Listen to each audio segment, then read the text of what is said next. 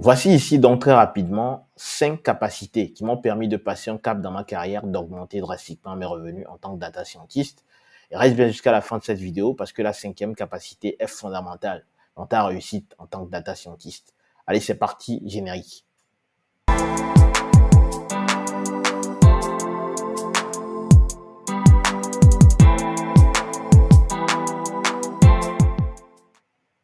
Salut à toi, bienvenue sur ma chaîne. Moi, c'est Sport Badoun, je suis data scientist. Et ici, on parle d'astuces de code Python pour la mise en production en data science. On parle de stratégie et de mindset parce que je suis convaincu que c'est avec ces éléments-là que tu deviendras autonome dans la mise en production de tes projets data ou IA. Alors, si les thématiques autour de la mise en production des sujets data ou IA t'intéressent, tu es au bon endroit ici. Je t'invite donc à faire deux choses. Premièrement, abonne-toi afin de participer à cette aventure collective. Et deuxièmement, active la cloche de notification afin d'être notifié de tous nos nouveaux contenus édifiants qui apparaîtront chaque semaine sur la chaîne. Si tu es nouveau ici, je profite de l'occasion de te souhaiter la bienvenue parmi nous. Tu trouveras donc dans la barre de description un cadeau, son petit livret qui se lit très rapidement et qui te permettra de bâtir ton mindset sur les thématiques de mise en production. Revenons donc au sujet du jour. Aujourd'hui, on va voir très rapidement 5 capacités qui m'ont permis de passer un cap dans ma carrière en tant que data scientist et qui, je l'espère, t'inspireront aussi à pouvoir justement révolutionner et propulser ta carrière. Donc, sans transition aucune, rentrons donc dans le vif du sujet.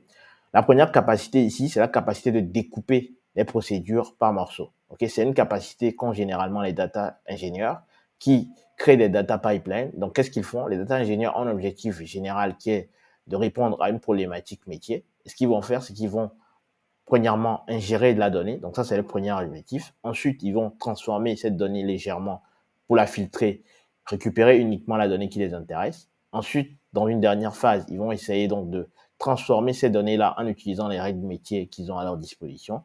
Et ensuite, transmettre finalement ces données-là dans des tables qui vont venir être consommées par un outil de reporting. Cet outil de reporting va se charger donc de prendre la donnée de brute et de la transcrire donc du coup dans des dashboards, c'est-à-dire des tableaux de bord pour justement permettre aux utilisateurs métiers de prendre des décisions ou encore d'accélérer leur prise de décision.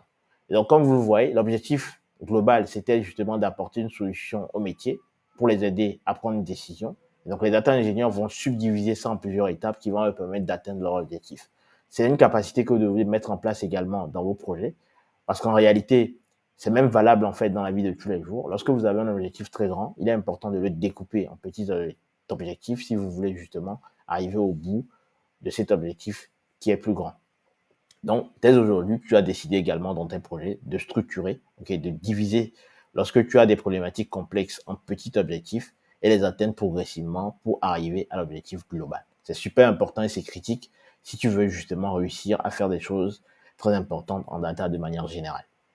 Donc ça, c'est la première capacité. La deuxième capacité ici, c'est la capacité de communiquer. Oui, beaucoup de data scientists négligent cet aspect pourtant combien très important si tu veux justement passer un cap dans ta carrière. Il est nécessaire de pouvoir transmettre les idées que tu as, structurer ta pensée, vulgariser ce que tu penses afin que les gens, donc les équipes interdisciplinaires avec lesquelles tu travailles, puissent s'informer de ce que tu fais, comprendre la valeur de ton travail également et son impact dans leur organisation. C'est super important et c'est critique parce que beaucoup de data scientists font des choses intéressantes, mais par manque de communication, n'arrivent pas justement à transmettre les idées qu'ils ont, n'arrivent pas justement à vulgariser les notions qu'ils ont et ce qui est critique est détrimental justement pour la data science de manière générale. Donc il est important de pouvoir s'améliorer d'un point de vue de la communication si vous voulez justement avoir plus de poids dans votre organisation. Donc la troisième capacité ici, c'est la capacité de savoir se taire, écouter pour comprendre, n'écoutez pas pour répondre. Donc je vois ici beaucoup de gens, qu'est-ce qu'ils font? Ils sont là, ils écoutent, ils veulent toujours trouver des arguments. Non, des fois, il est important de pouvoir se taire, écouter en fait l'interlocuteur en face, surtout qu'on travaille sur des problématiques métiers, bien comprendre sa problématique afin justement d'apporter des solutions sur mesure qui va contenter cette personne-là. Donc, dès aujourd'hui, tu dois décider de mettre en place cet élément si tu veux réussir tes projets.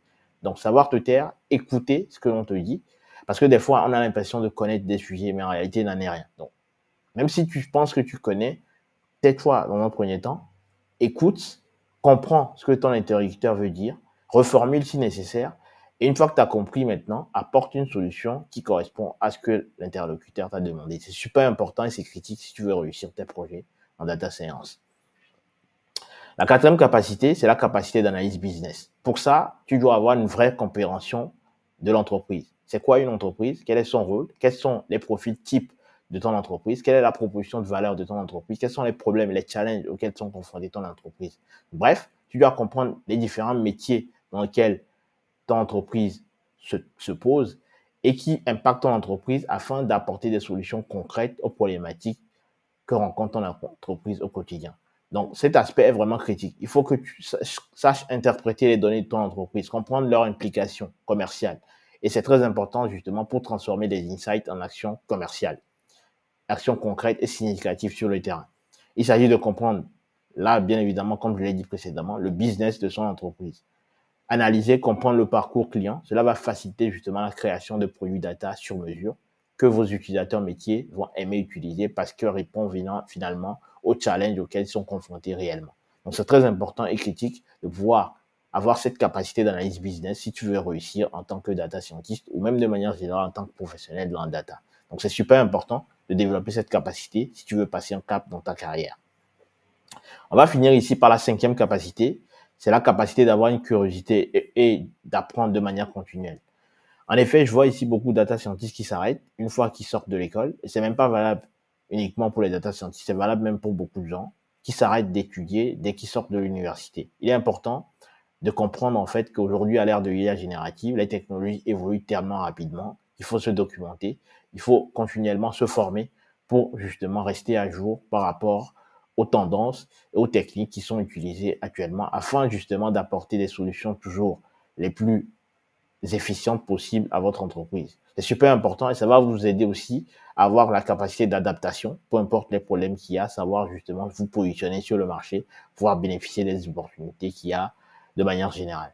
Donc aujourd'hui, il est important qu'en tant que data scientist, tu puisses te documenter, tu puisses continuellement apprendre, te former si tu veux justement rester à jour dans le marché de la data, si tu veux justement propulser ta carrière. C'est super important et c'est critique en dernière instance si tu veux réussir tes projets data ou IA. Voici donc ainsi résumé les 5 capacités qui selon moi sont nécessaires si tu veux justement accomplir de grandes choses dans la data et passer un cap dans ta carrière. Dis-moi dans les commentaires si tu as aimé ce format-là. En réalité, il y a une quinzaine de capacités à avoir. Aujourd'hui, j'en ai fait 5. Si vous aimez, on fera donc les autres prochainement. Comme d'habitude, likez, commentez, partagez afin qu'un maximum de data scientists puissent en profiter. D'ici là, portez-vous bien. Je vous donne rendez-vous très prochainement pour un nouveau contenu tout aussi édifiant. Salut!